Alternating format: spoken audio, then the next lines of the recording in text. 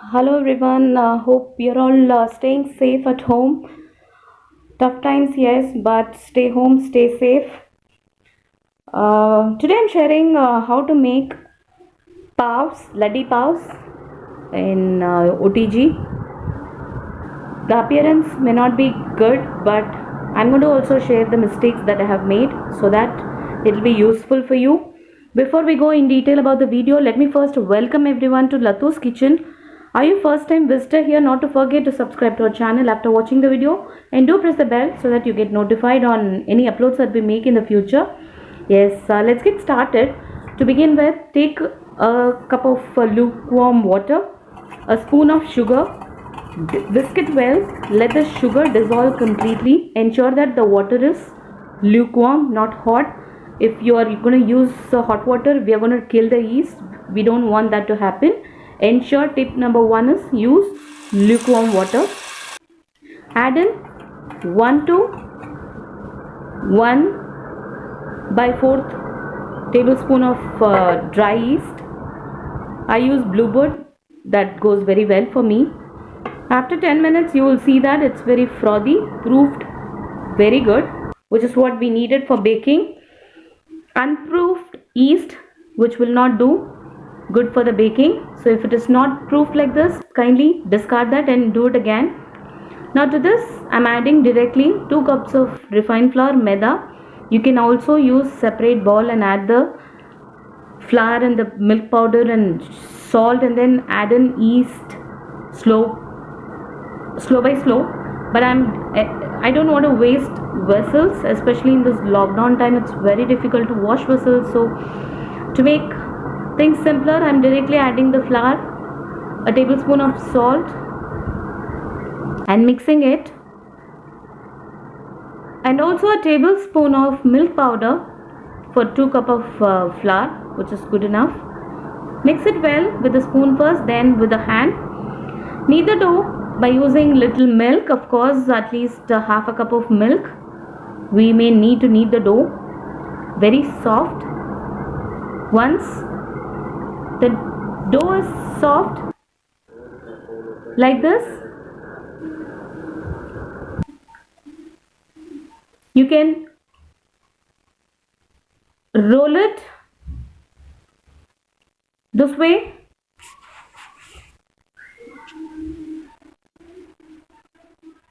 I would be showing how you can roll it. Apply some oil on the plate or vessel, whichever that you're going to use to keep the dough, and then roll it like this by using your palm. Shape it, give it a shape like a bun, and keep it inside the vessel, which is greased by oil, and cover it with a damp wet cloth. Leave it for 1 hour. After 1 hour you will see beautifully raised. The volume is double now. Now punch in. Add a tablespoon of butter and give it a nice mix and knead the dough for 20 to 30 minutes.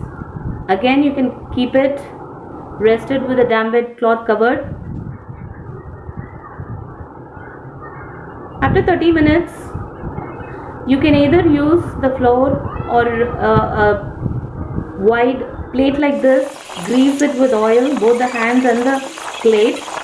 Now press it like this for at least 10 to 15 minutes.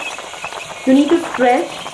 It has to go like an elastic. The best dough will be like an elastic.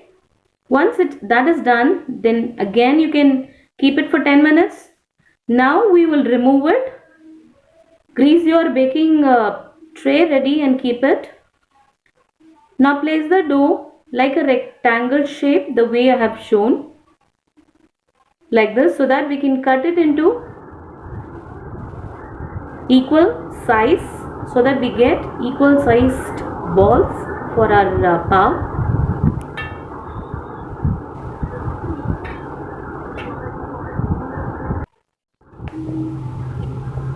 Now take the portions of it and roll it like this by inserting gently down and get a nice round ball like shape like this and press it gently.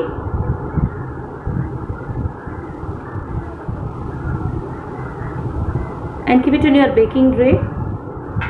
Like this, make all your balls.